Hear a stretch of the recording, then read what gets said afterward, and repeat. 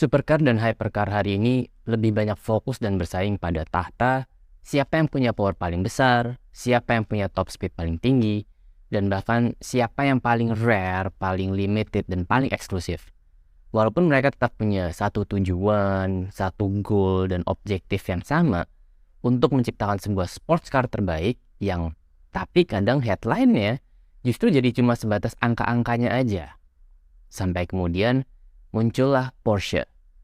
Mereka merombak 911 GT3, mereka kulik ulang, yang kalau kita pikir GT3 sudah versi ekstrim dari 911, Porsche membawanya ke level yang lebih tinggi lagi.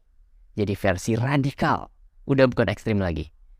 Mereka meracik ulang GT3-nya jadi sebuah mobil yang driving experience-nya lebih mirip dengan mobil balap. Inilah Porsche 911 GT3 RS.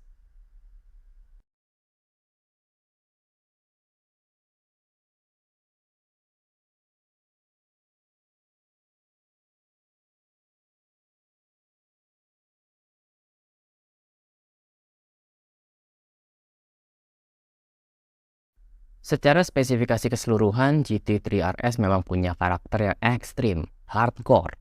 Tapi karakter tersebut nggak serta-merta membuat mobil ini jadi melupakan aspek kenyamanannya. GT3 RS masih sebuah mobil sport jalan raya yang kebetulan dikembangkan dengan teknologi adaptasi dari sebuah mobil balap. Tapi kenyamanan interiornya ketika dipakai di jalan raya masih harus bisa diandalkan. Contohnya, walaupun interiornya cukup intimidatif dengan kehadiran roll cage di ruang belakangnya, tapi kehadiran layar mulus kinclong besar di dashboardnya dan juga layar digital instrumennya bisa menetralkan kesan tersebut. Jadi walaupun spesifikasi dan performanya bisa dibilang hardcore, tapi nyatanya kita masih dapat koneksi macam Apple CarPlay dan bahkan Wi-Fi hotspot. Nah, yang mencolok cukup berbeda adalah setirnya. Setirnya menjadi rumah bagi 4 knop putar yang bisa digunakan untuk mengatur behavior dari suspensinya.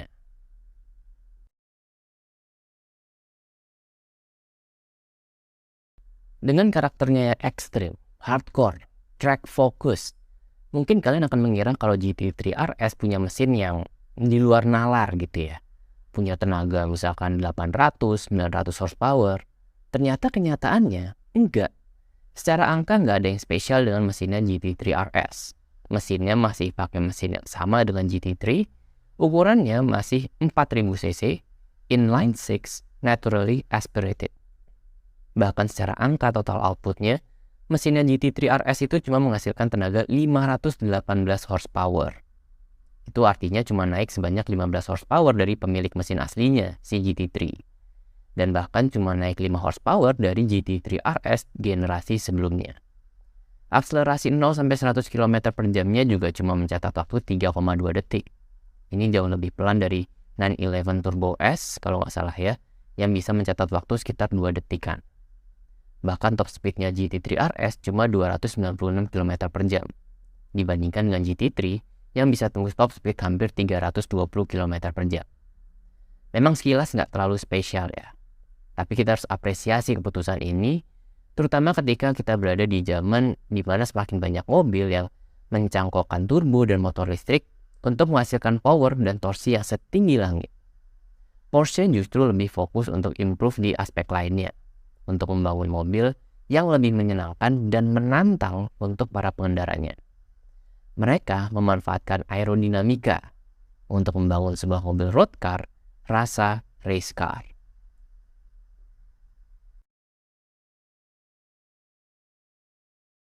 Disinilah resep racikan istimewa yang membuat GT3 RS begitu spesial.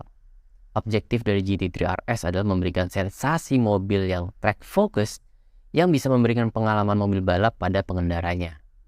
Itulah kenapa Porsche nggak fokus di mesinnya untuk membuat GT3 RS sekencang mungkin. Tapi mereka ingin membuat mobil yang super lincah yang dipakai bukan untuk mencatat waktu akselerasi 0-100 km per jam, tapi untuk mencatat waktu lap time di sirkuit. Untuk mencapai objektif tersebut, Porsche fokus di penyempurnaan aerodinamikanya.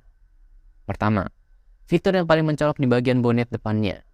Ada 2 lubang berbentuk seperti huruf L atau mirip bumerang. Itu bukan lubang airdam layaknya supercar dan hypercar lainnya. Itu adalah lubang radiator. Jadi kalau di GT3, konstruksi radiatornya itu ada 3 buah yang ditempatkan di sisi terluar dari bumper depannya. Nah, di GT3 RS dikurangi jadi cuma satu, tapi dengan ukuran yang lebih besar dan berpindah posisi. Radiator tadi dipindah ke tengah menempati ruang yang tadinya dipakai untuk bagasi. Sedangkan untuk ruang di sisi terluar bumper bekas radiator diubah jadi jalur udara untuk menciptakan downforce. Teknik cerdik ini diadaptasi dari mobil balap mereka. Kemudian ada masalah nih. Kalau radiator dan lubang pembuangan udara panasnya ada di tengah, berarti udara panasnya ini akan rentan terhisap masuk ke intake mesin di belakang. Padahal mesin naturally aspiratednya butuh udara fresh dan segar. FYI ya, perbedaan suhu udara sebesar 10 derajat itu bisa menurunkan power sebesar 15 horsepower. Makanya engineer Porsche kemudian memberikan semacam sirip-sirip kecil di lubang L pembuangan udara radiator yang ada di bonet tadi. Fungsi dari sirip-sirip ini untuk mengarahkan udara panasnya ke sisi samping mobil, menjauh dari jalur air intake mesin.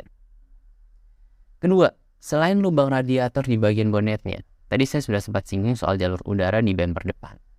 Nah, jadi di dalam bumper depan, di sisi terluarnya, itu ada semacam flap yang secara konstan membuka dan menutup. Fungsinya yaitu tadi, buat menciptakan downforce. Udara dari depan akan diteruskan masuk ke dalam ruang roda, dan terus berlanjut keluar dari pahatan yang ada di antara fender depan dan pintu. Jadi pahatan ini memang sengaja dibuat kayak gitu, untuk membuang udara yang dari depan tadi. Ketiga, ini fitur yang paling mencolok dari GT3 RS, rear wing-nya. Tinggi rear wing-nya ini lebih tinggi dari garis atapnya loh. Jadi ini tinggi dan kelihatan banget. Lebay nggak sih? Ya, nggak lebay kalau memang ada fungsinya. Rear wing-nya GT3 RS punya bilah aktif yang digerakkan oleh sepasang hidrolik. Keduanya bertugas untuk membuka dan menutup bilahnya demi menghasilkan downforce atau meminimalisir air drag. Jadi memang GT3 RS ini dilengkapi fitur seperti di Formula One, yaitu DRS atau Drag Reduction System. Inilah yang menjadi otak untuk mengatur aero yang ada di moncong dan di rear wing-nya. Apakah mobilnya sedang butuh kecepatan dibandingkan traksi saat berada di tikungan. Dari pergerakan kedua komponen aktif aero ini, GT3 RS bisa punya tekanan downforce hingga 860 kg di kecepatan sekitar 280 km per jam. Tekanan ini lebih besar dari yang dihasilkan oleh McLaren Senna yang cuma 800-an kg. Bahkan lebih besar dibandingkan dengan GT3 Cup Car yang memang khusus diperuntukkan sebagai mobil kompetisi balap track. Hasil dari implementasi sistem aero yang pintar ini, GT3 RS punya driving experience yang menakjubkan ketika digaspol di track.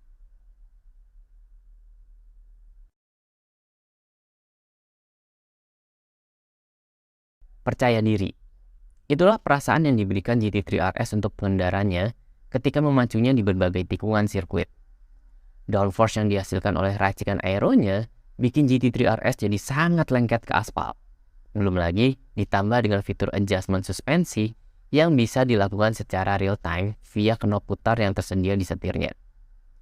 Downforce yang begitu besar serta digabungkan fitur ceramic brake-nya membuat teknik late braking jadi tidak terlalu menakutkan.